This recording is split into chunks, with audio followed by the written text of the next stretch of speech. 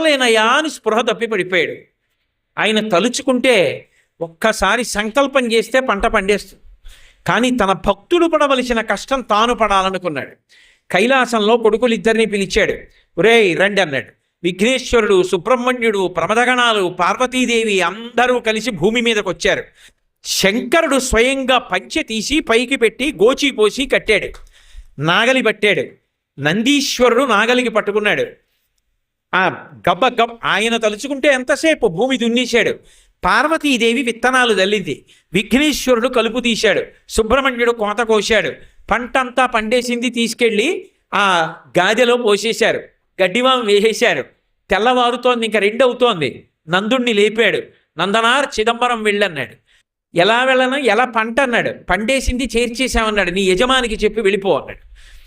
గబగబా పరిగెత్తుకుంటూ యజమాని దగ్గరికి వెళ్ళాడు. నువ్వు చెప్పినట్టు పంట పండించానన్నాడు. తెల్లబోయాడు జమీందారు. లేచి వచ్చి చూశాడు. గాదెలో పంట ఉంది, గడ్డివా ఉంది, అన్నీ ఉన్నాయి. అర్థమైంది శివానుగ్రహం అంటే ఏమిటో. నందనార్ కాళ్ళ మీద పడ్డాడు. నీ భక్తి నాకు అర్థమైంది నందుడా, వెళ్ళిపో చిదంబరానికి, నేను కూడా మారిపోయాను, ఇక పైన ఇలా ప్రవర్తించనన్నాడు. చిదంబరం వెళ్ళాడు.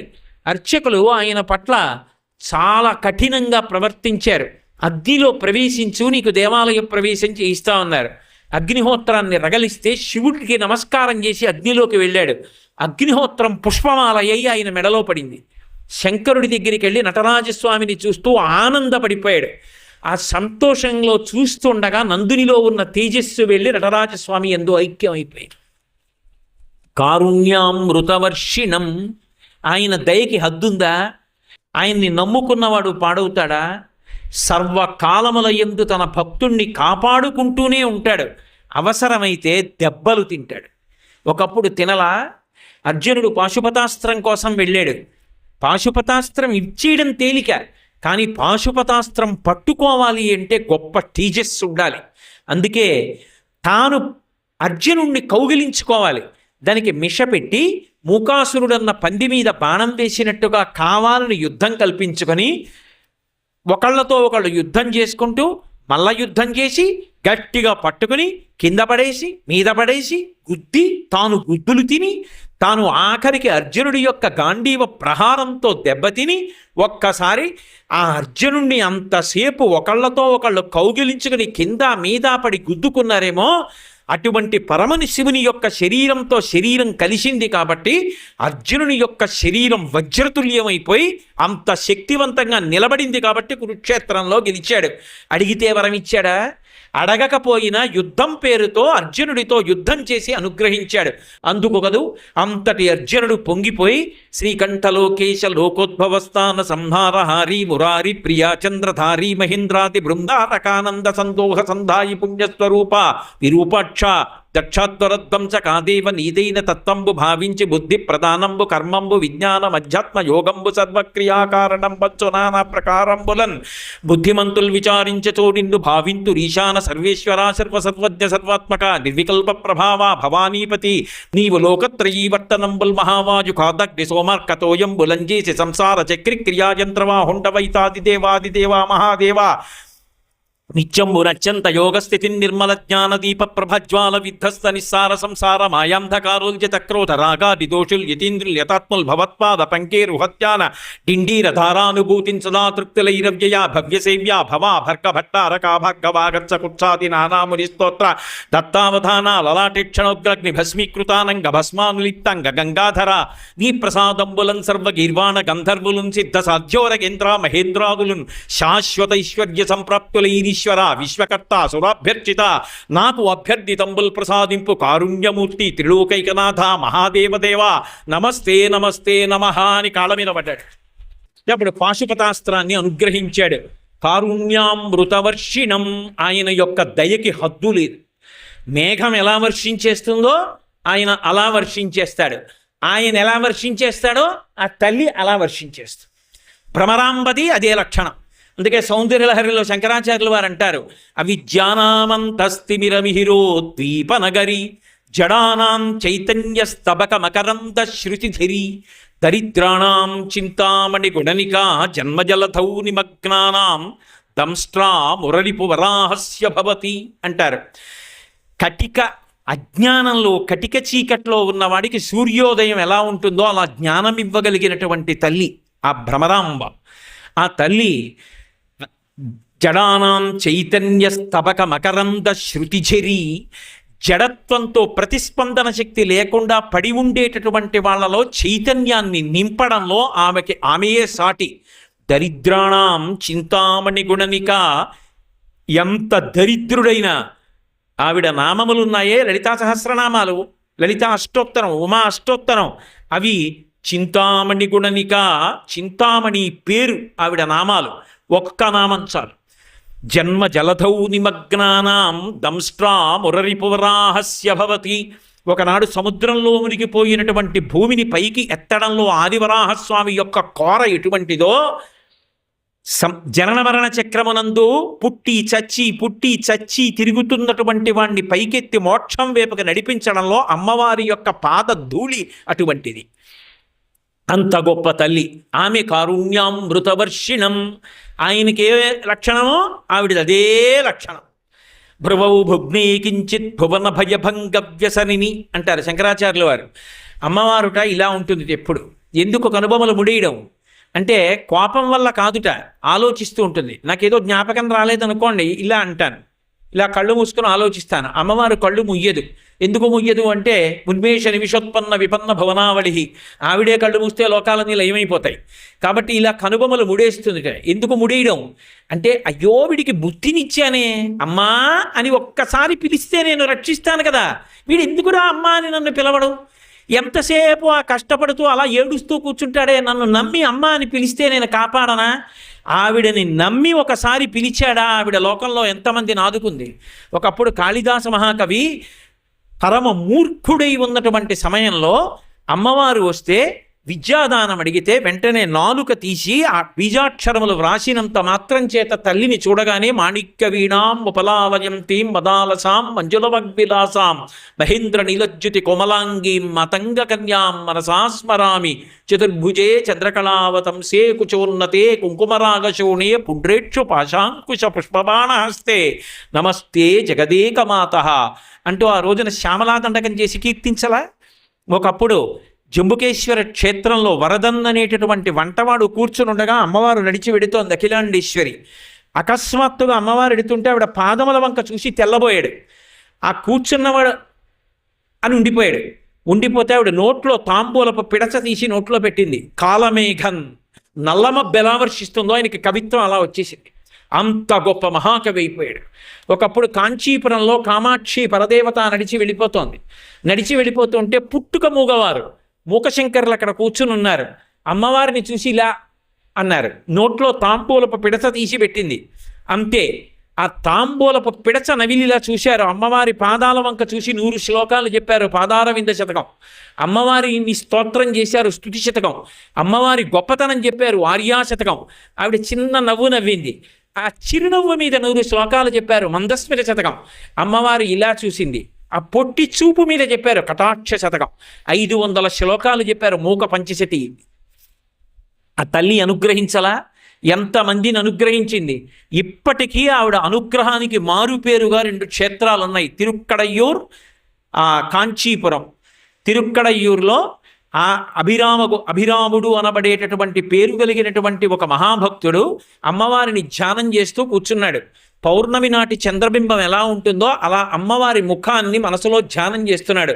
లలాటం లావణ్యజ్యుతి విమల మహాభాతితవయత్ అంటారు శంకర్లు. ఆ పౌర్ణమి చంద్రబింబం లాంటి అమ్మవారి ముఖమండలాన్ని ధ్యానం చేస్తుండగా సర్పోజీ మహారాజ్ దర్శనం కోసమని లోపలికి వచ్చాడు. అందరూ లేచి నిలబడ్డారు. ఇతను ఒక్కడు ధ్యానంలో ఉన్నాడు, లేవలేదు. ఆయనకు అనుమానం వచ్చింది, ఇలా చూసి అడిగాడు, ఎవరని అడిగాడు. లేవలేదని ప్రభువు శిక్ష వేస్తాడేమోనని త్రాగుబోతు మహారాజా, ఉన్మాది, పట్టించుకోకండి అన్నారు. కానీ ముఖంలో తేజస్సు చూశాడు, అనుమానం వచ్చింది. వెళ్ళి దర్శనం చేసుకుని బయటికి వచ్చాడు, అలాగే ఉన్నాడు. ఒకసారి కదపండి అన్నాడు, కదిపారు. రాజుకు అనుమానం వచ్చి ఇవాళ ఏ తిథిని అడిగాడు. ఆ రోజు అమావాస్య. ఆయన అన్నాడు, అమ్మవారిని మనసులో పూర్ణచంద్రబింబాన్ని చూస్తున్నాడు కదూ, చటుక్కన పౌర్ణమి అన్నాడు. మహారాజు అన్నాడు, సాయంకాలం వస్తాను, పౌర్ణమి చంద్రబింబం ఆకాశంలో చూపిస్తావా అన్నాడు. తప్పకుండా చూపిస్తానన్నాడు. రాజు వెళ్ళిపోయాడు. చుట్టూ ఉన్న వాళ్ళందరూ తప్పకుండా చూపిస్తానన్నాడు. రాజు వెళ్ళిపోయాడు. చుట్టూ ఉన్న వాళ్ళందరూ వచ్చి, ఎందుకు మాట్లాడావురా? మాట్లాడకుండా ఉన్నా పోయేది కదా, ఇవాళ అమావాస్య, ఎక్కడి నుంచి చూపిస్తావు పౌర్ణమి చంద్రబింబ అన్నారు. నేనా చూపించేది? నేను ఏ తల్లిని నమ్మానో ఆ తల్లి కాపాడుతుందన్నాడు. చీకటి పడుతోంది. ఆయన అభిరామి దేవాలయంలో కూర్చుని అంతాది అంటారు. ఏ పాదంతో పూర్తయిందో ఆ పాదంతో మొదలెట్టాలి, ఆ మాటతో మొదలెట్టాలి. మళ్ళీ తర్వాత శ్లోకం. అమ్మవారి మీద కవిత్వం చెప్తున్నాడు. వెంటనే అక్కడికి శరభోజీ మహారాజు వచ్చాడు. గుర్రం దిగి వచ్చి, కటిక చీకటి ఆకాశం అంతా, ఏది చంద్రబింబం అన్నాడు. అమ్మవారిని మనసులో ధ్యానం చేసి 58వ శ్లోకం చెప్తున్నాడు ఆయన. చెప్తూ ఇలా చూపించాడు, అదిగో అన్నాడు. అమ్మవారు ఆదుకోవాలి. వెంటనే అమ్మవారు తన చెవికున్న మణి కుండవాన్ని తీసి ఆకాశంలోకి విసిరింది. అది గుండ్రంగా పౌర్ణమి చంద్రబింబల్లా ఆకాశంలో ప్రకాశించింది. వెంటనే మహారాజు ఆయన భక్తికి ఆయన కాళ్ళ మీద పడ్డాడు. తల్లి భ్రమరాంబ ఆదుకోలా, అన్నపూర్ణయ్యి ఆ తల్లి ఎంత మందిని ఆదుకుందో ఇప్పటికీ మా గురువుగారు చెప్తుంటారు. ఒరే, నమ్ముకున్న వాళ్ళకి నమ్ముకున్నంతరా అని. భ్రమరాంబ ఎవరో తెలుసా? లోకంలో ఉన్న గోవులన్నీ భ్రమరాంబా స్వరూపం. గోమతి నది భ్రమరాంబా స్వరూపం. గోదావరి నది భ్రమరాంబా స్వరూపం. నేను అబద్ధం చెప్పానని మీరు అనుకుంటే శంకరాచార్య కృత భ్రమరాంబాష్టకం పరిశీలించండి.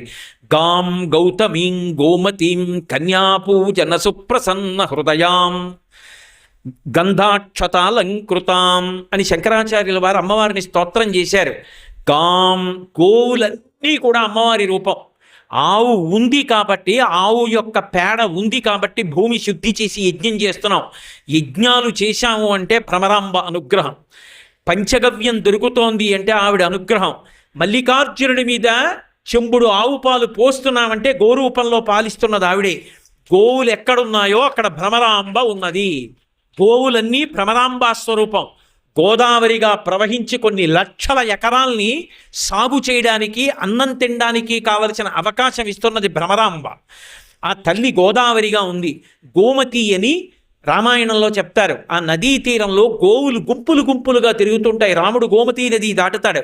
ఆ గోమతీ నదిగా ఉండేటటువంటిది తల్లి భ్రమరాంబ.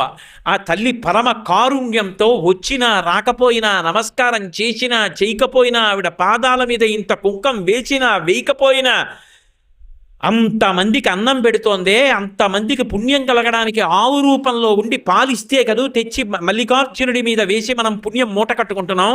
ఆ ఆవుగా ఆవిడ లోకంలో తిరగకపోతే అసలు ఈ పుణ్యానికి అవకాశం ఎక్కడుంది? కాబట్టి ఆ తల్లి కారుణ్యామృతవర్షిణం, ఆ తల్లి కరుణతో మేఘం వర్షించినట్లు వర్షిస్తుంది. శంకరుడు వర్షిస్తాడు. ఇద్దరిది ఒకటే అలవాటు, ఒకటే లక్షణం. మేఘం ఎలా ఉంటుందో వాళ్ళిద్దరు అలా ఉంటారు. కాబట్టి కారుణ్యామృతవర్షిణం ఘన విపద్గ్రీష్మచ్చిదాకర్మఠం. గ్రీష్మ ఋతువు తాపంతో ఉంటుంది. లోపల ఏదైనా ముఖ్యమైనటువంటి కోరికలు వేరు, అవసరాలు వేరు. బాగా జ్ఞాపకం పెట్టుకోవాలి. ఇది భగవంతుడి దగ్గర అవసరాల్ని చెప్పి తీరాలి. అందుకే భగవంతుడంతటి వాడు భగవద్గీతలో ఒక మాట అన్నాడు. ఆర్తో జిజ్ఞాసురర్థార్థీ జ్ఞానీ చ భరతర్షభ అన్నాడు. నా దగ్గరికి 4 రకాల వాళ్ళు వస్తారు. అవసరాలు ఉన్న వాళ్ళు కోరికలతో వస్తారు. జిజ్ఞాసువై భగవంతుడి గురించి తెలుసుకోవాలనుకున్నవాడు వస్తాడు. అర్థార్థి, డబ్బు కావాలన్నవాడు వస్తాడు. దాచుకోవడానికి కాదు, డబ్బుంటే ఏదో మంచి పని చెయ్యాలని కోరుకుంటుంది, అటువంటి వాడు వస్తాడు. జ్ఞానీచ, జ్ఞాని కూడా నా దగ్గరికి వస్తాడు. భక్తి జ్ఞానము వేరు కావు అని గీతాచార్యుడు చెప్పాడు. అయినప్పుడు కోర్కెలు ఉన్నవాళ్ళు భగవంతుడి దగ్గరికి వెళ్ళకపోతే ఎవరి దగ్గరికి వెడతారు? కోటేశ్వరరావు చెప్పడం కాదు, భగవంతుడు చెప్పాడు నా దగ్గరికి వస్తారా కోరికలు ఉన్నవాళ్ళని చెప్పాడు. కోరికలంటే దాని ఉద్దేశం అమెరికా అధ్యక్ష పదవి కావాలని కోరి వెళ్ళమని కాదు, అర్థం పర్థం లేని కోరికలు కోరమని కాదు. నీ అవసరాన్ని ఈశ్వరుడికి చెప్పడంలో తప్పు లేదు. కొన్ని అవసరాలు ఉంటాయి, అవి తీరలేదనుకోండి జన్మ పాడైపోతుంది. ఓ ఆడపిల్ల ఉంది, పెళ్లి చేసుకోవాలి అని కోరుకుంది, తప్పేమిటి? ఒక మగపిల్లవాడు ఉన్నాడు, నేను పెళ్లి చేసుకుని గృహస్థాశ్రమంలోకి వెళ్ళాలి అనుకున్నాడు, ఏం తప్పు? నేను బాగా చదువుకోవాలి అనుకున్నాడు, ఏం తప్పు? నేను తప్పు చెయ్యకుండా, ఒకరి దగ్గర చెయ్యి చాపకుండా, అనాయాసంగా నేను ఇబ్బంది పడకుండా నా కడుపు నిండాలి. నేను ఎవరిని ఇబ్బంది పెడకుండా అనాయాసంగా తనువు చాలించాలి. ఇప్పటికీ మల్లికార్జునుడి దగ్గర పొద్దున్న హారతులు ఇస్తే అనాయాసేన మరణం వినా దైన్యేన జీవితం అని చెప్తున్నారా లేదా? అనాయాసమైన మరణం ఇవ్వాలన్నా ఆయనే, దైన్యము లేని జీవితం ఇవ్వాలన్నా ఆయనే. బ్రతకడం గొప్ప కాదు, బాగా జ్ఞాపకం పెట్టుకోండి, చచ్చిపోవడం గొప్ప. ఎందుకో తెలుసా? బ్రతకడం ఎలాగైనా బ్రతుకుతారు. ఆకలి, దాహము, జీర్ణము ఈ మూడు ఉంటే మనిషి ఎలా అయినా బతకచ్చు. వేళపట్టున ఆకలేసి కుడితి తాగినా జీర్ణం అయిపోతే, ఆవు తింటున్న మినప్పొట్టు తినేసిన జీర్ణం అయిపోతే ఇబ్బంది లేదు. దాహం వేసి ఏది తాగినా జీర్ణం అయిపోతే ఇబ్బంది లేదు, బతికేయచ్చు. చచ్చిపోవడం అంత తేలిక కాదు. మంచాన పడి తన మలమూత్రములను తాను విసర్జించలేకపోతే వాడు రోజు రోజు క్షణం క్షణం చచ్చిపోయినట్టే. ఆ మలమూత్రములు తన శరీరంలోంచి బయటికి వస్తే పురుగులు పుట్టి శరీరాన్ని కొరికేస్తుంటే సొంత భార్య కూడా కంపులోకి రాలేక, పనివాళ్ళు కూడా చెయ్యక, గది తలుపులు వేసేసి కుక్కకి పెట్టినట్టు గిన్నెలో తీసుకొచ్చి అన్నం పెడితే తాను చేసిన పాపాలు జ్ఞాపకానికి వచ్చి కుమిలిపోతే రక్షించేవాడు ఉండడు. అనాయాసంగా వెళ్ళిపోవడం అంత గొప్పది. అది ఇవ్వగలిగిన వాడు శంకరుడు ఒక్కడే. అందుకే బ్రతికినంత కాలం ధర్మాన్ని పట్టుకుని బ్రతికిన వాడు ఎవరి దగ్గర చెయ్యి చాపకుండా బ్రతికి, ఎవరితో చేయించుకోకుండా పరమ సంతోషంగా భగవన్నామం చెప్పుకుంటూ వెళ్ళిపోతాడు. అంతకన్నా ఏం కావాలి మనిషికి? కాబట్టి మహానుభావుడైనటువంటి ఆ పరమేశ్వరుడు ఇవ్వలేనిదేది ఉంది. కాబట్టి ఒక కోరిక తీరలేదనుకోండి, లోపల తాపం పుడుతుంది. ఒకడికి ఏ చదువు రాలేదు, పాపం వాడిని ఎక్కడికి వెళ్ళినా నీకేమీ రాదరా అంటారు. ఒక రూపాయి సంపాదించలేడు, లోపల తాపం. పెళ్ళవలేదు, తాపం. కొడుకు పుట్టలేదు, తాపం. కూతురు పుట్టలేదు, తాపం. వేళకు అన్నం దొరకలేదు, తాపం. తాగడానికి నీళ్లు దొరకలేదు, తాపం. నిద్ర పట్టలేదు, తాపం. తిన్నది జీర్ణం అవ్వట్లేదు, తాపం. సభలోకి వెళ్ళిన తరువాత జ్ఞాపకానికి రావట్లేదు, తాపం. ఇవన్నీ కూడా అవసరములు. తిన్నది అరగాలని కోరుకోవాలా వద్దా? ధార్మికంగా బ్రతకాలని కోరుకోవాలా వద్దా? నాకు పెళ్ళవ్వాలని కోరుకోవాలా వద్దా? నాకు కొడుకు పుట్టాలని కోరుకోవాలా వద్దా? నీ కూతురు పుట్టాలని కోరుకోవాలా వద్దా? వాళ్ళిద్దరికీ నేను పీటల మీద కూర్చొని కన్యాదానం చెయ్యాలి, నేను కొడుక్కి స్నాతకం చెయ్యాలని కోరుకోవాలా వద్దా? ఇవన్నీ అవసరాలు. అవసరాలు కోరికలు కావు. అవసరాలు కానివి, నీకు అక్కర్లేనివి ఈశ్వరుడి దగ్గరికి వెళ్ళి అడిగితే అది కోరిక. నాకు అమెరికా అధ్యక్ష పదవి కావాలి, నేను ఆంధ్రప్రదేశ్ ముఖ్యమంత్రిని కావాలి, ఎందుకు? నీకు హాయిగా ప్రవచనం చేసుకో బతక్క. అది కోరిక. పరమేశ్వరాన్ని బతికున్నంతకాలం ప్రతిరోజు సాయంకాలం నీ గురించి చెప్పుకోవాలి, అది అవసరం. నాకు అది అవసరం, అది తప్పు కాదు. నేను ముఖ్యమంత్రిని కావాలని కోరుకుంటే మాత్రం ఖచ్చితంగా తప్పు. ఎందుకు నీకు ఆ ముఖ్యమంత్రి పదవి? ఇప్పుడు దాన్ని తట్టుకుని నిలబడి రాష్ట్రాన్ని పరిపాలించగలిగినటువంటి సమర్థత ఉన్నవాళ్ళు ఆ పదవి కోరుకుంటే అర్థం ఉంది. నీకెందుకది? కాబట్టి ఏది కోరాలో, ఏది అవసరమో అది అవసరం అడగడము కోరిక కాదు. కోరికలు అని చెప్పి అర్థం లేని అడగడం తప్పు. జాగ్రత్తగా విషయాన్ని పరిశీలనం చేసుకోకుండా మాట్లాడడం ఇంకొక పెద్ద తప్పు. కాబట్టి ఎవరిని అడుగుతారు? ఈశ్వరుణ్ణి అడుగుతారు. తాపం లోపల పెరిగిపోయింది అనుకోండి, ఆయన్ని అడుగుతారు. అరుణాచలంలో భళ్ళాల మహారాజు గారని ఉండేవాడు. ఆయనకి కొడుకులు లేరు. ఆయన శంకరుణ్ణి నమ్ముకున్నాడు. శంకర, నువ్వు నాకు కొడుకునిచ్చి తీరాలన్నాడు. ఒక రోజున ఆయన చాలా కఠినమైన పరీక్ష పెట్టాలనుకున్నాడు. ప్రమథగణాలందరినీ కూడా తీసుకుని అరుణాచలం వెళ్ళాడు. అరుణాచలం వెళ్ళి వారకాంతలందరినీ కూడా ప్రమథగణాలని తీసుకోమన్నాడు. తాను ఒక పురుషుడి వేషంలో రాజమందిరానికి వెళ్ళి నాకు ఒక స్త్రీ కావాలన్నాడు. వారకాంతలు ఎవ్వరూ లేరు. మహారాజు అన్నాడు, నా రెండవ భార్యని వాళ్ళ నీకు అప్పచెప్తున్నాడు అన్నాడు. ఆయన నిజంగా అటువంటి తప్పు పని చేయడానికి వచ్చినవాడు కాడు. మాట ఇచ్చాడు, తప్పలేక మహారాజా ఆ మాట అన్నాడు. వెంటనే శంకరుడు తన స్వరూపంతో ప్రత్యక్షమై నీకు నేను కొడుకునవుతానన్నాడు. నీకు కొడుకుని ఇవ్వడం కాదు, నేనే కొడుకునవుతాను. ఇప్పటికీ అరుణాచల క్షేత్రంలో నియమం ఏమిటో తెలుసా? భళ్ళాల మహారాజు గారు ఏ రోజున శరీరం వదిలిపెట్టేశాడో ఆ రోజున అరుణాచల క్షేత్రం తలుపులు వేసేస్తారు. పల్లకీలో ఏటి ఒడ్డుకి తీసుకెడతారు పార్వతీ పరమేశ్వరుల్ని.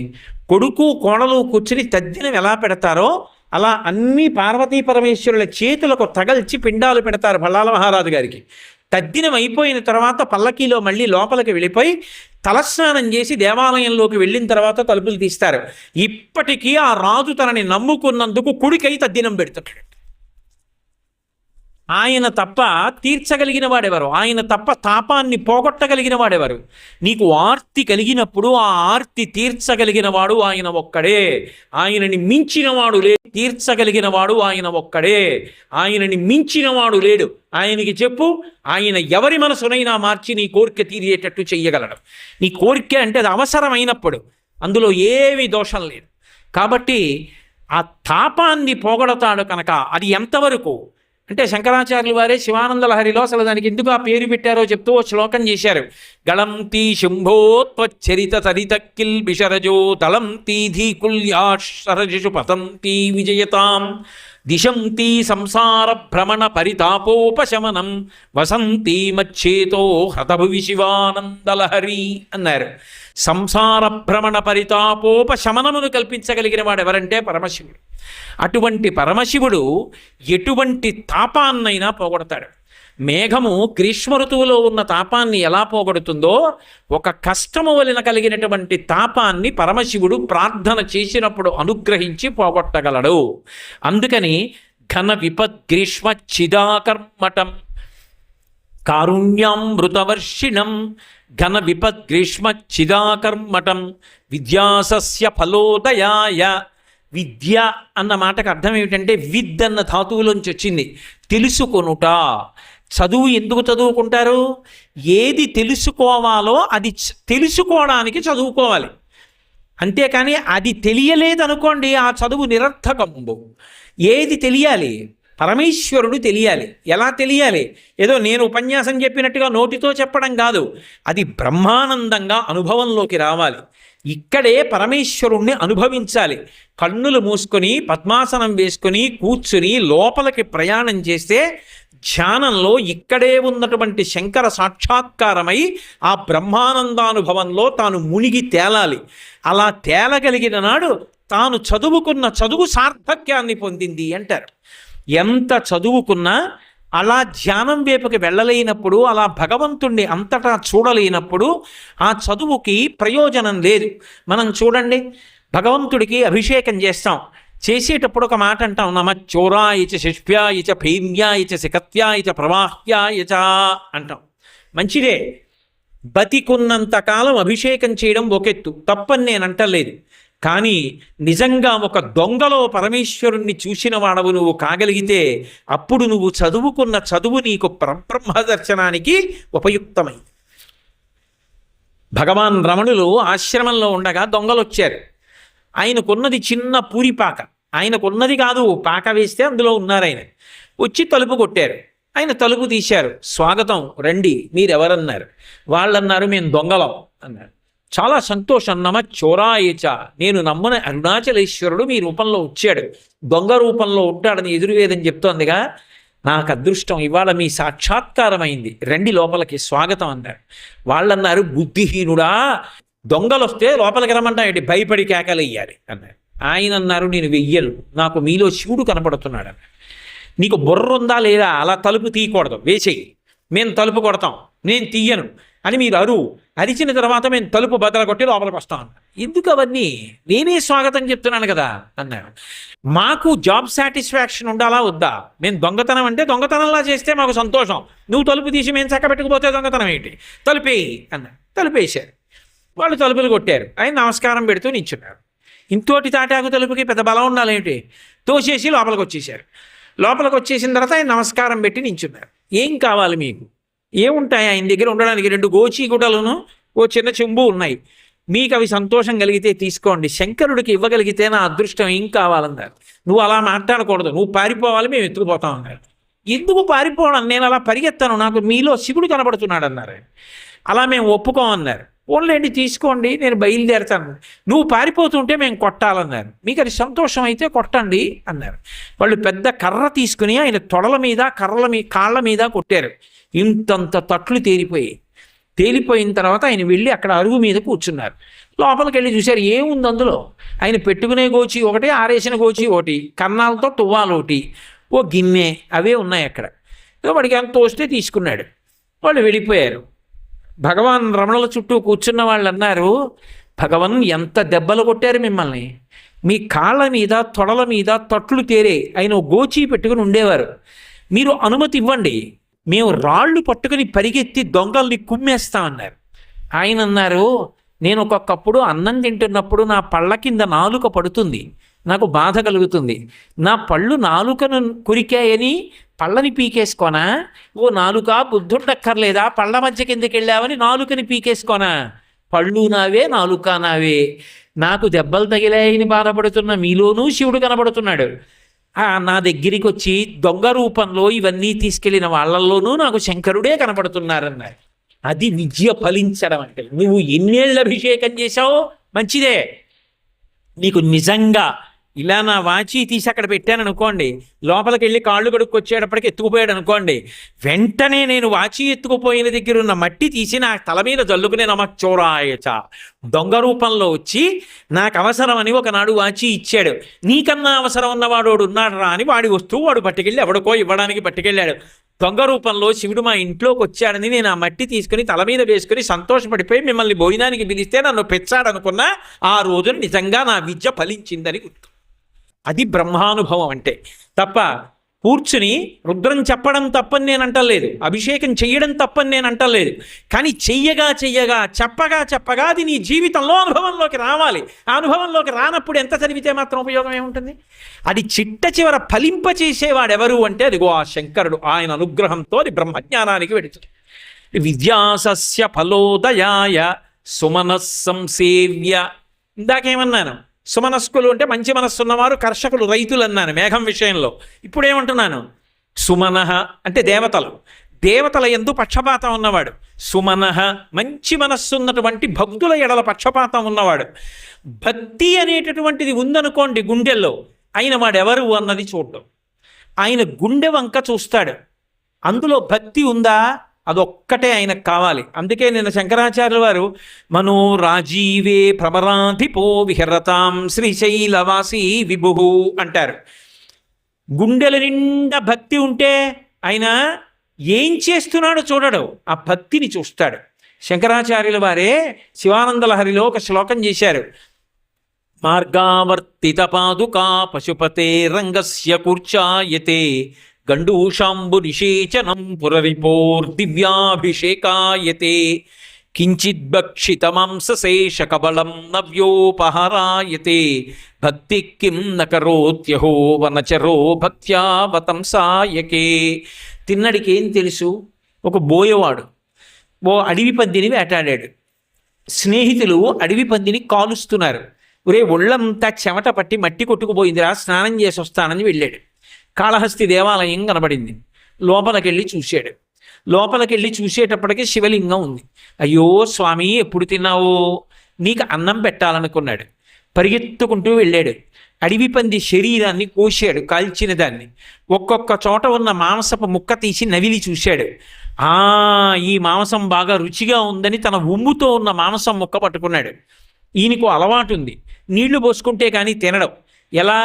ఓ చేతిలోనేమో ఈ ఎంగిలి మాంసం మొక్కుంది, ఒక చేతిలోనేమో బోయవాడు వేటాడేటటువంటి ధనస్సు ఉంది.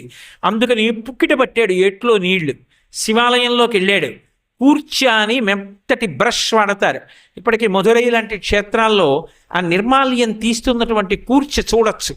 మెత్తటి కూర్చతో తీస్తారు. ఎందుకని అంటే ఆ శివుని యొక్క శరీరం అంత కోమలంగా ఉంటుంది. అదేదో శివలింగం అని కాదు, అది పరమశివుడు అన్నప్పుడు నీకు ఆ కోమలత్వం, ఆ ప్రేమ, ఆ భక్తి అందులో ప్రస్ఫుటం అవుతుంది ఆ ఉపచారం చేయడంలో. కాబట్టి ఆయన ఏం చేశాడు? తిన్నగా వెళ్ళి చూశాడు, కూర్చ కనపడలేదు ఆయనకి, ఆ మెత్తటి బ్రష్ దొరకలేదు. కాలికున్న చెప్పు తీసి తుడిచాడు. శంకరుడు ఊరుకున్నాడు, అంగీకరించాడు. ఏట్లో నీళ్లు నోట్లో తెచ్చినవి శివలింగం మీద ఊశాడు. అభిషేకం రా అన్నాడు. ఎంగిలి మాంసం ముక్క తిని శంకరా అన్నాడు. తినలేదు. తింటావా తినవా తల కొట్టేసుకుంటానన్నాడు. చటుక్కును తీసుకుని ఎంగిలి మాంసం ముక్క తినేశాడు. గుండెల్లో భక్తి ఉంది, అంగీకరించాడు. భక్తి లేకుండా తినడ పెడితే తిన్నాడని నేను ఎంగిలి మాంసం ముక్క పట్టుకొస్తే కాళ్ళు చేతులు విరిచేస్తాడు.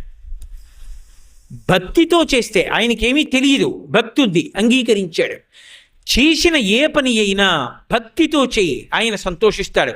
భక్తి లేకుండా చేశావు, ఆయన దాన్ని స్వీకరించాడు. ఆయనకి కావలసింది మనసు. భక్తి ఉన్నదా, అది ఒక్కటి ఉన్నదా, నువ్వు ఏమిచ్చావన్నది ఆయన చూడడు. పరమ సంతోషాన్ని పొందేస్తాడు. నువ్వు ఇవ్వడానికి అసలు ఆయన దగ్గర లేనిది నీ దగ్గర ఉన్నది ఏమున్నది కనుక. అసలు మనని సృష్టించిన వాడే ఆయన, ఇంకా కొత్తగా ఆయనకి తీసుకొచ్చి ఏమిస్తాం? ఆ భక్తి తీవలసింది మనసు. భక్తి ఉన్నదా, అది ఒక్కటి ఉన్నదా, నువ్వు ఏమిచ్చావన్నది ఆయన చూడడు. పరమ సంతోషాన్ని పొందేస్తాడు. నువ్వు ఇవ్వడానికి అసలు ఆయన దగ్గర లేనిది నీ దగ్గర ఉన్నది ఏమున్నది కనుక. అసలు మనని సృష్టించిన వాడే ఆయన, ఇంకా కొత్తగా ఆయనకి తీసుకొచ్చి ఏమిస్తాం? ఆ భక్తి ఉంటే చాలు. 63 మంది నాయనార్లు పరమశివుని యొక్క భక్తులు. 63 మంది నాయనార్లలో నీలకంఠ నాయనార్ అని ఒక నాయనారు. ఆయన మహాశివ భక్తుడు. ఆయన దీక్షతో అభిషేకం చేస్తుంటే భార్య పక్కన కూర్చుని ఆవు పాలు, పాల తర్వాత పెరుగు, పెరుగు తర్వాత నెయ్యి, నెయ్యి తర్వాత తేనె అలా అందిస్తూ ఉండేది. ఆయన అభిషేకం చేస్తూ ఉండేవాడు రుద్రం చదువుతూ. ఓ రోజున అభిషేకం చేస్తున్నాడు, మంచి ధ్యానంలో ఉండి పోసేస్తున్నాడు రుద్రం చదువుతూ అర్ధనిమీలిత నేత్రాలతో. పక్కన భార్య అందిస్తూ చూసింది, ఎక్కడి నుంచో ఇంత సాలెపురుగు వచ్చి శివలింగం మీద పాకుతోంది. ఆయన చూడలేదు. ఆవిడేం చేసిందంటే గభాలను అందిస్తున్న చెంబు పక్కన పెట్టేసి లేచి సాలెపురుగుని ఇలా చేత్తో తీసి పక్కన పారేసి చేయి కడుక్కుని చేతిలో ఉమ్మేసుకుని శివలింగానికి రాసింది. వస్తే నీలకంఠ నాయనారు చూశాడు భర్త. బుద్ధిహీనురాలా, నేను పూజ చేసే శివలింగానికి ఉమ్ము రాశావా? ఇక పైన నా జీవితంలో నేను నీ ముఖం చూడను, ఇంటికి పెరట్లో ఉన్న ఇంట్లో ఉండన్నాడు అని రాత్రి పడుకుని నిద్రపోతున్నాడు. పరమశివుడు ప్రత్యక్షమయ్యాడు కల్లో. ఒళ్ళంతా దద్దుర్లు ఎక్కిపోయి ఉంది, ఒక్క చోట మాత్రం దద్దుర్లు లేవు. నీలకంఠ నాయనారు తెల్లబోయి, శంకరా ఏమిటి మీ ఒంటి నిండా దద్దుర్లు అన్నాడు. నీ వల్లే అన్నాడు శివుడు. నేనేం చేశానన్నాడు. నువ్వు తీసుకొచ్చి సాలెపురుగులతో ఉన్న పువ్వులు, మారేడు దళాలు పెట్టావు, అందులోంచి పెద్ద సాలెపురుగు ఎక్కి నా మీద పాకింది. నీ భార్య పాపం నా మీద సాలెపురుగు పాకుతోందని, అది లింగం కాదు శివుడు అన్న భావనతో చటుక్కున సాలెపురుగుని పక్కన పాడేసి చేయి కడుక్కుని తల్లి బిడ్డని కాపాడినట్టు వెంటనే ఉమ్ము రాస్తే ఒళ్ళు దద్దురెక్కదని ఉమ్ము నా ఒంటికి రాసింది. లింగంలో నన్ను చూసింది మీ ఆవిడ, నువ్వేం చూసావు? నువ్వు చూడలేదు. అందుకే మీ ఆవిడ ఉమ్ము రాసిన చోట దద్దురెక్కల. ఆవిడ్ని పెరట్లో పెట్టావా? వెంటనే వెళ్ళి నీ భార్యని ఇంట్లోకి తీసుకురా అన్నాడు. అడిలిపోయి వెళ్ళి భార్యని తీసుకొచ్చి ఏలుకున్నాడు. ఆయన లింగం కాదు, అది శివుడు అన్న భావనతో ఎవడు 2 చేతులు కైమోడుస్తున్నాడో, ఎవడు నమస్కరిస్తున్నాడో వాడి పట్ల పరమ ప్రసన్నుడవుతాడు. మన హృదయం ఆయనకి తెలియదు కాబట్టి మహానుభావు. ఆ తల్లి అంతే, ఆవిడిది అదే హృదయం. ఆ భక్తితో నిలబడ్డాడా, ఏమీ చెయ్యక్కర్లేదు. ప్రణిపాత ప్రసన్నాహి మైథిలీ జనకాత్మజ అలమేషా పరిత్రాతం రక్షసో మహతో భయాత్ అంటారు వాల్మీకి రామాయణంలో. ఆవిడ దగ్గర ఏమీ చెయ్యక్కర్లా, వెళ్ళి నేల మీద పడితే చాలు, ఆవిడ పొంగిపోయి అనుగ్రహించేస్తుందంతే. అటువంటి తల్లి. అందుకే నఖైర్నాకస్త్రీణాం కరకమల సంకోచచభిః తరుణాం దివ్యానాం వసతయవతే చండిచరణౌ ఫలాని స్వశ్చేభ్య కిసలయ కరగ్రేణ దత్తత దరిద్రేభ్యో భద్రాం శ్రియమనిషమహాయ దదతౌ అంటారు శంకర భగవత్పాదులు సౌందర్యలహరిలో.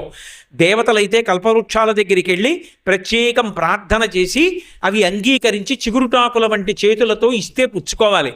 మనము ఈ లోకంలో మనం భద్రం, మనం ఎక్కడ ఉండనివ్వండి, ఒక్కసారి భ్రమరాంబని తలుచుకుని అమ్మా అని ఆవిడ పాదాలు తలుచుకుంటే చాలు, ఉన్నాను రా బిడ్డ అని వచ్చి కాపాడుతుంది ఆ తల్లి.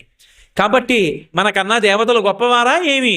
ఆవిడ కారుణ్యం వర్షిస్తుంది, ఎంతటి వాళ్ళనైనా కాపాడుతుంది. ఆ భక్తి ఉన్నదా వాళ్ళ పట్ల పక్షపాతంతో ఉంది. కాబట్టి ఆ శంకరుడి యొక్క లక్షణం సత్పక్ష సుమనోవనేషు సపున. ఆ మంచి మనస్సున్నవారు ఎవరుంటారో వారి పట్ల పక్షపాతము కలిగిన వాడై ఉంటాడు. భక్తుల ఎడల, దేవతల ఎడల కూడా అంతే.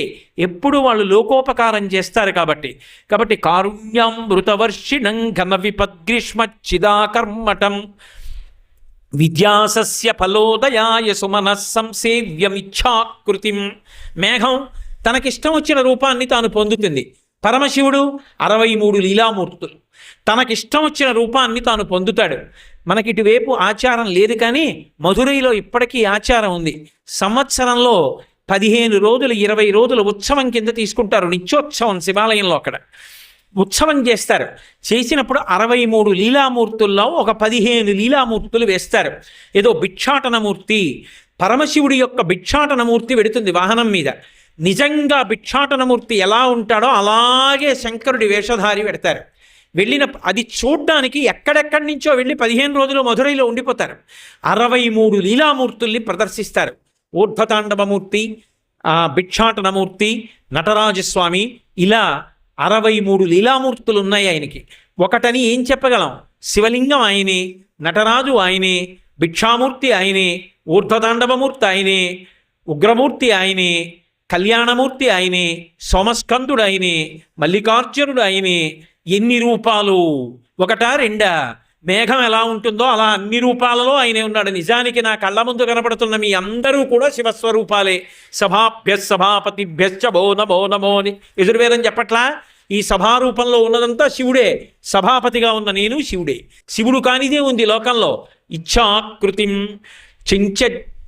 అలాగే ఆ నృత్యద్భక్త మయూరం ఆయన కనపడ్డాడు అనుకోండి, ఆ పరమశివ దర్శనం అయిందనుకోండి, శంకరుడి యొక్క దర్శనానికి వెళ్ళారనుకోండి, పరమభక్తులైనటువంటి వాళ్ళు ఆనందం తట్టుకోలేక ఆయన మ్రోల నృత్యం చేస్తారు.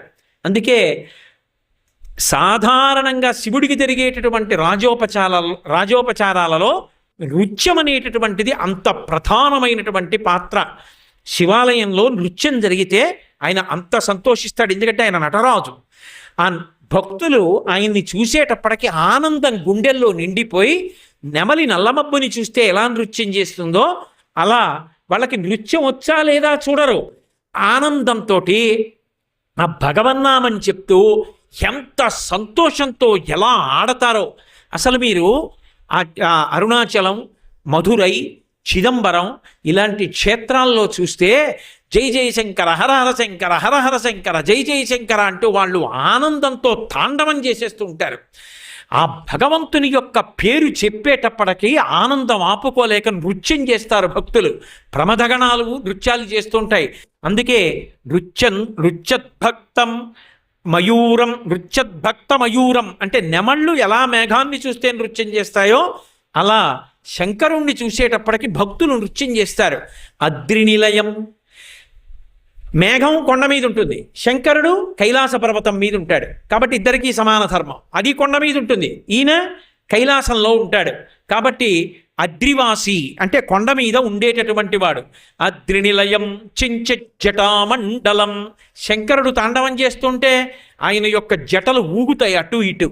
అవి ఊగుతుంటే ఎలా ఉంటుందంటేట ఎర్రగా ఉంటాయట. అరుణజటేశ్వరుడు అని పేరు. ప్రత్యేకంగా తమిళనాడులో ఈ పేరు పెట్టుకుంటారు. అరుణజటేశ్వరుడు అన్న పేరు పెట్టుకుంటారు.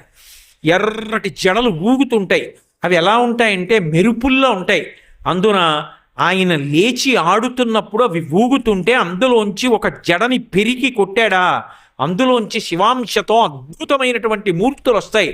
ఒకప్పుడు దక్షయజ్ఞ ధ్వంసానికి అర్జుండుగ్రుడు నీలకంఠుడు మహా గర్భోష్ఠుడై విద్యుద్వహ్ని శిఖా సముచ్చయ రుచిన్ వెల్గొందు చించెజ్జటన్ సజ్జక్రోధముతోడ పుంచి వైచన్ క్ష్మాచక్ర మధ్యంబునన్ అంటారు పోతన గారు భాగవతం దక్షయజ్ఞ ధ్వంసంలో.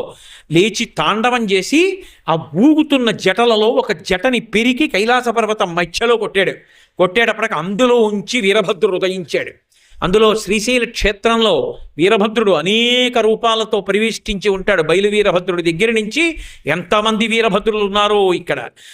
అభ్రంలిహాదభ్ర విభ్రమ బ్రభ్రమ కృందీల దీర్ఘ శరీరమర ప్రజ్వలజ్వలన దీప్తజ్వాలిక జ్వాలజ జ్వల్యమాన కేశములు మెరయ జండ దిగ్వేదండ శుంఠావదోర్దండ సహస్రజ్యుతిహేతి సంఘమొప్ప వీక్షణజ్యుతిలోక వీక్షణతతి దుర్నిరీక్షమగుచు గ్రకచ కఠిన కరాళ దంస్ట్రలు వెలుంగ ఘన కపాలాస్తి మలికలు దనర ఉగ్రమూర్తి అయి వీరభద్రుడు దయించే మారట రుద్రుడగుచు అంటారు. ఆ రోజున ఏదో ఆకాశవంతెత్తు పెరిగిపోయి సహస్ర బాహువులతో అనేకమైనటువంటి ఆయుధాలతో నిలబడిన వెంట్రుకలు దీపాల్లా వెలుగుతుంటే వీరభద్రుడు ఆయన యొక్క జటని కైలాస పర్వతం మీద కొట్టినప్పుడు కుట్టాడు. అలా చించెజ్జటామండలం ఆయన తాండవం చేస్తున్నాడు అనుకోండి. అగర్వ సర్వమంగళాకళాకదంబ మంజరి విజృంభ అని ఆయన జటాటవీగలజ్జల ప్రవాహ పావిత స్థలే గళేవళంబ్యలంబితాం భుజంగతుంగమాలికాం ఢమఢమఢమఢమన్ నినాదవడ్డమర్వయం చకార చండ తాండవం తనోతున శివ శివం జటాకటాహ సంభ్రమద్భ్రమం నిలింప నిర్జరీ విలోల వీచి వల్లరి విరాజమానమూర్ధని ధగద్ధగద్ధగద్ధగజ్వలల్లలాట పట్టపావకే కిశోర చంద్రశేఖరే రతిప్రదే. చాలు. 63 మంది నాయనార్లు పరమశివుని యొక్క భక్తులు. 63 మంది నాయనార్లలో నీలకంఠ నాయనార్ అని ఒక నాయనార్. ఆయన మహాశివ భక్తుడు. ఆయన దీక్షతో అభిషేకం చేస్తుంటే భార్య పక్కన కూర్చుని ఆవు పాలు, పాల తర్వాత పెరుగు, పెరుగు తర్వాత నెయ్యి, నెయ్యి తర్వాత తేనె అలా అందిస్తూ ఉండేది. ఆయన అభిషేకం చేస్తూ ఉండేవాడు రుద్రం చదువుతూ. ఓ రోజున అభిషేకం చేస్తున్నాడు. మంచి ధ్యానంలో ఉండి పోసేస్తున్నాడు రుద్రం చదువుతూ అర్ధనిమీలిత నేత్రాలతో. పక్కన భార్య అందిస్తూ చూసింది. ఎక్కడి నుంచో ఇంత సాలెపురుగు వచ్చి శివలింగం మీద పాకుతోంది. ఆయన చూడలేదు. ఆవిడేం చేసిందంటే గభాలను అందిస్తున్న చెంబు పక్కన పెట్టేసి లేచి సాలెపురుగుని ఇలా చేత్తో తీసి పక్కన పారేసి చేయి కడుక్కుని చేతిలో ఉమ్మేసుకుని శివలింగానికి రాసింది. వస్తే నీలకంఠ నాయనారు చూశాడు భర్త. బుద్ధిహీనురాలా, నేను పూజ చేసే శివలింగానికి ఉమ్ము రాశావా? ఇక పైన నా జీవితంలో నేను నీ ముఖం చూడను. ఇంటికి పెరట్లో ఉన్న ఇంట్లో ఉండన్నాడు అని రాత్రి పడుకుని నిద్రపోతున్నాడు. పరమశివుడు ప్రత్యక్షమయ్యాడు కల్లో. ఒళ్ళంతా దద్దుర్లు ఎక్కిపోయి ఉంది. ఒక్క చోట మాత్రం దద్దుర్లు లేవు. నీలకంఠ నాయనార్ తెల్లబోయి, శంకరా ఏమిటి మీ ఒంటి నిండా దద్దుర్లు అన్నాడు. నీ వల్లే అన్నాడు శివుడు. నేనేం చేశానన్నాడు. నువ్వు తీసుకొచ్చి సాలెపురుగులతో ఉన్న పువ్వులు, మారేడు దళాలు పెట్టావు. అందులోంచి పెద్ద సాలెపురుగు ఎక్కి నా మీద పాకింది. నీ భార్య పాపం నా మీద సాలెపురుగు పాకుతోందని, అది లింగం కాదు శివుడు అన్న భావనతో చటుక్కున సాలెపురుగుని పక్కన పాడేసి చేయి కడుక్కుని తల్లి బిడ్డని కాపాడినట్టు వెంటనే ఉమ్ము రాస్తే ఒళ్ళు దద్దురెక్కదని ఉమ్ము నా ఒంటికి రాసింది. లింగంలో నన్ను చూసింది మీ ఆవిడ. నువ్వేం చూసావు? నువ్వు చూడలేదు. అందుకే మీ ఆవిడ ఉమ్ము రాసిన చోట దద్దురెక్కల. ఆవిడ్ని పెరట్లో పెట్టావా? వెంటనే వెళ్ళి నీ భార్యని ఇంట్లోకి తీసుకురా అన్నాడు. అడిలిపోయి వెళ్ళి భార్యని తీసుకొచ్చి ఏలుకున్నాడు. ఆయన లింగం కాదు, అది శివుడు అన్న భావనతో ఎవడు 2 చేతులు కైమోడుస్తున్నాడో, ఎవడు నమస్కరిస్తున్నాడో వాడి పట్ల పరమ ప్రసన్నుడవుతాడు. మన హృదయం ఆయనకి తెలియదు కాబట్టి మహానుభావు. ఆ తల్లి అంతే, ఆవిడిది అదే హృదయం. ఆ భక్తితో నిలబడ్డాడా, ఏమీ చెయ్యక్కర్లేదు. ప్రణిపాత ప్రసన్నాహి మైథిలీ జనకాత్మజ అలమేష పరిత్రాతం రక్షస్వో మహతో భయాత్ అంటారు వాల్మీకి రామాయణంలో. ఆవిడ దగ్గర ఏమీ చెయ్యక్కర్లా, వెళ్ళి నేల మీద పడితే చాలు, ఆవిడ పొంగిపోయి అనుగ్రహించేస్తుంది అంతే. అటువంటి తల్లి. అందుకే నఖైర్నాకస్త్రీణాం కరకమల సంకోచచభిః తరుణాం దివ్యానాం హసత యువతే చండిచరణౌ ఫలాని స్వశ్చేభ్య కిసలయ కరగ్రేణ దత్తత దరిద్రేభ్యో భద్రాం శ్రియమనిష మహాయ దదతౌ అంటారు శంకర భగవత్పాదులు సౌందర్యలహరిలో. దేవతలైతే కల్పవృక్షాల దగ్గరికి వెళ్ళి ప్రత్యేకం ప్రార్థన చేసి అవి అంగీకరించి చిగురుటాకుల వంటి చేతులతో ఇస్తే పుచ్చుకోవాలి. మనము ఈ లోకంలో మనం భద్రం. మనం ఎక్కడ ఉండనివ్వండి, ఒక్కసారి భ్రమరాంబని తలుచుకుని అమ్మా అని ఆవిడ పాదాలు తలుచుకుంటే చాలు, ఉన్నాను రా బిడ్డా అని వచ్చి కాపాడుతుంది ఆ తల్లి. కాబట్టి మనకన్నా దేవతలు గొప్పవారా ఏమి? ఆవిడ కారుణ్యం వర్షిస్తుంది, ఎంతటి వాళ్ళనైనా కాపాడుతుంది. ఆ భక్తి ఉన్నదా వాళ్ళ పట్ల పక్షపాతంతో ఉంది. కాబట్టి ఆ శంకరుడి యొక్క లక్షణం సత్పక్ష సుమనోవనేషు సపున. ఆ మంచి మనస్సున్నవారు ఎవరుంటారో వారి పట్ల పక్షపాతము కలిగిన వాడై ఉంటాడు భక్తుల ఎడల. దేవతల ఎడల కూడా అంతే, ఎప్పుడు వాళ్ళు లోకోపకారం చేస్తారు కాబట్టి కారుణ్యం మృతవర్షిణం ఘన విపద్గ్రీష్మచ్చిదాకర్మటం విద్యాసస్య ఫలోదయాయ సుమనః సంసేవ్యమిచ్ఛాకృతిం. మేఘం తనకిష్టం వచ్చిన రూపాన్ని తాను పొందుతుంది. పరమశివుడు 63 లీలామూర్తులు, తనకిష్టం వచ్చిన రూపాన్ని తాను పొందుతాడు. మనకి ఇటువైపు ఆచారం లేదు, కానీ మధురైలో ఇప్పటికీ ఆచారం ఉంది. సంవత్సరంలో 15 రోజులు 20 రోజులు ఉత్సవం కింద తీసుకుంటారు. నిత్యోత్సవం శివాలయంలో అక్కడ ఉత్సవం చేస్తారు. చేసినప్పుడు 63 లీలామూర్తుల్లో ఒక 15 లీలామూర్తులు వేస్తారు. ఏదో భిక్షాటనమూర్తి, పరమశివుడి యొక్క భిక్షాటనమూర్తి వెడుతుంది వాహనం మీద. నిజంగా భిక్షాటనమూర్తి ఎలా ఉంటాడో అలాగే శంకరుడి వేషధారి పెడతారు. వెళ్ళిన అది చూడ్డానికి ఎక్కడెక్కడి నుంచో వెళ్ళి 15 రోజులు మధురైలో ఉండిపోతారు. 63 లీలామూర్తుల్ని ప్రదర్శిస్తారు. ఊర్ధ్వతాండవమూర్తి, భిక్షాటనమూర్తి, నటరాజస్వామి, ఇలా 63 లీలామూర్తులు ఉన్నాయి ఆయనకి. ఒకటని ఏం చెప్పగలం? శివలింగం ఆయనే, నటరాజు ఆయనే, భిక్షామూర్తి ఆయనే, ఊర్ధ్వతాండవమూర్తి ఆయనే, ఉగ్రమూర్తి ఆయనే, కళ్యాణమూర్తి ఆయనే, సోమస్కందుడు ఆయనే, మల్లికార్జునుడు ఆయనే. ఎన్ని రూపాలు! ఒకటా రెండా? మేఘం ఎలా ఉంటుందో అలా అన్ని రూపాలలో ఆయనే ఉన్నాడు. నిజానికి నా కళ్ళ ముందు కనపడుతున్న మీ అందరూ కూడా శివస్వరూపాలే. సభాభ్య సభాపతిభ్యశ్చ భో నమో నమో అని ఎదురువేదని చెప్పట్లా? ఈ సభారూపంలో ఉన్నదంతా శివుడే. సభాపతిగా ఉన్న నేను శివుడే. శివుడు కానిదే ఉంది లోకంలో. ఇచ్ఛాకృతిం చించ. అలాగే ఆ నృత్యద్భక్త మయూరం, ఆయన కనపడ్డాడు అనుకోండి, ఆ పరమశివ దర్శనం అయిందనుకోండి, శంకరుడి యొక్క దర్శనానికి వెళ్ళారనుకోండి, పరమభక్తులైనటువంటి వాళ్ళు ఆనందం తట్టుకోలేక ఆయన మ్రోల నృత్యం చేస్తారు. అందుకే సాధారణంగా శివుడికి జరిగేటటువంటి రాజోపచారాలలో నృత్యం అనేటటువంటిది అంత ప్రధానమైనటువంటి పాత్ర. శివాలయంలో నృత్యం జరిగితే ఆయన అంత సంతోషిస్తాడు. ఎందుకంటే ఆయన నటరాజు. ఆ భక్తులు ఆయన్ని చూసేటప్పటికి ఆనందం గుండెల్లో నిండిపోయి, నెమలి నల్లమబ్బుని చూస్తే ఎలా నృత్యం చేస్తుందో అలా వాళ్ళకి నృత్యం వచ్చా లేదా చూడరు. ఆనందంతో ఆ భగవన్నామని చెప్తూ ఎంత సంతోషంతో ఎలా ఆడతారో. అసలు మీరు అరుణాచలం, మధురై, చిదంబరం ఇలాంటి క్షేత్రాల్లో చూస్తే జై జయశంకర, హర హర శంకర, హర హర శంకర, జై జయశంకర అంటూ వాళ్ళు ఆనందంతో తాండవం చేసేస్తూ ఉంటారు. ఆ భగవంతుని యొక్క పేరు చెప్పేటప్పటికీ ఆనందం ఆపుకోలేక నృత్యం చేస్తారు భక్తులు. ప్రమదగణాలు నృత్యాలు చేస్తుంటాయి. అందుకే నృత్యద్భక్తం మయూరం, నృత్యద్భక్త మయూరం అంటే నెమళ్ళు ఎలా మేఘాన్ని చూస్తే నృత్యం చేస్తాయో అలా శంకరుణ్ణి చూసేటప్పటికి భక్తులు నృత్యం చేస్తారు. అద్రినిలయం, మేఘం కొండ మీద ఉంటుంది, శంకరుడు కైలాస పర్వతం మీద ఉంటాడు. కాబట్టి ఇద్దరికీ సమాన ధర్మం. అది కొండ మీద ఉంటుంది, ఈయన కైలాసంలో ఉంటాడు. కాబట్టి అద్రివాసి అంటే కొండ మీద ఉండేటటువంటి వాడు. అద్రినిలయం చించ జటామండలం, శంకరుడు తాండవం చేస్తుంటే ఆయన యొక్క జటలు ఊగుతాయి అటు ఇటు. అవి ఊగుతుంటే ఎలా ఉంటుందంటేట ఎర్రగా ఉంటాయిట. అరుణజటేశ్వరుడు అని పేరు. ప్రత్యేకంగా తమిళనాడులో ఈ పేరు పెట్టుకుంటారు. అరుణజటేశ్వరుడు అన్న పేరు పెట్టుకుంటారు. ఎర్రటి జడలు ఊగుతుంటాయి. అవి ఎలా ఉంటాయంటే మెరుపుల్లో ఉంటాయి. అందున ఆయన లేచి ఆడుతున్నప్పుడు అవి ఊగుతుంటే అందులోంచి ఒక జడని పెరికి కొట్టాడా, అందులోంచి శివాంశతో అద్భుతమైనటువంటి మూర్తులు వస్తాయి. ఒకప్పుడు దక్షయజ్ఞ ధ్వంసానికి అర్జుండుగ్రుడు నీలకంఠుడు మహా గర్భోష్ఠుడై విద్యుద్వహ్ని శిఖా సముచ్చయ రుచిన్ వెల్గొందు చించెజ్జటన్ సజ్జక్రోధముతోడ పుంచి వైచన్ క్ష్మాచక్ర మధ్యంబునన్ అంటారు పోతన గారు భాగవతం దక్షయజ్ఞ ధ్వంసంలో. లేచి తాండవం చేసి ఆ ఊగుతున్న జటలలో ఒక జటని పెరికి కైలాస పర్వతం మధ్యలో కొట్టేటప్పటికి అందులో ఉంచి వీరభద్రుడు ఉదయించాడు. అందులో శ్రీశైల క్షేత్రంలో వీరభద్రుడు అనేక రూపాలతో పరివేష్టించి ఉంటాడు. బయలు వీరభద్రుడి దగ్గర నుంచి ఎంతమంది వీరభద్రులు ఉన్నారో ఇక్కడ.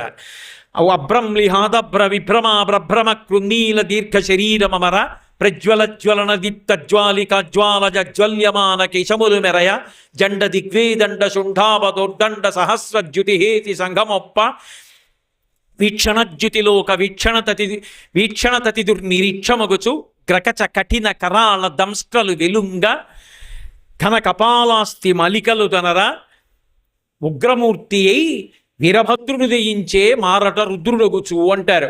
ఆ రోజున ఏదో ఆకాశవంతెత్తు పెరిగిపోయి సహస్ర బాహువులతో అనేకమైనటువంటి ఆయుధాలతో నిలబడిన వెంట్రుకలు దీపాల్లా వెలుగుతుంటే వీరభద్రుడు ఆయన యొక్క జటని కైలాస పర్వతం మీద కొట్టినప్పుడు పుట్టాడు. అలా చించ జటామండలం ఆయన తాండవం చేస్తున్నాడు అనుకోండి. అగర్వ సర్వమంగళా కళాకదంబ మంజరి విజృంభ అని ఆయన జటాటవీగలజ్జల ప్రవాహ పావిత స్థలే గళేవళంబ్యలంబితాం భుజంగతుంగమాలికాం ఢమఢమఢమఢమన్నినాదవడ్డమర్వయం చకార చండ తాండవం తనోతున శివ శివం జటాకటాహ సంభ్రమద్భ్రమం నిలింప నిర్జరీ విలోల వీచి వల్లరీ విరాజమానమూర్ధని ధగద్ధగద్ధగద్ధగజ్వలల్లలాట పట్టపావకే కిశోర చంద్రశేఖరే రతి ప్రతిక్షణం మమ అగర్వ సర్వమంగళా కళాకదంబ మంజరీ రసప్రవాహ మాధురీ విజృంభణా మధువ్రతం స్మరాంతకం పురాంతకం భవాంతకం మఖాంతకం గజాంతకాంతకాంతకం తమంతకాంతకం భజే అంటాడు రావణాసురుడు. ఆయన చేస్తున్నటువంటి తాండవ సమయంలో అంటే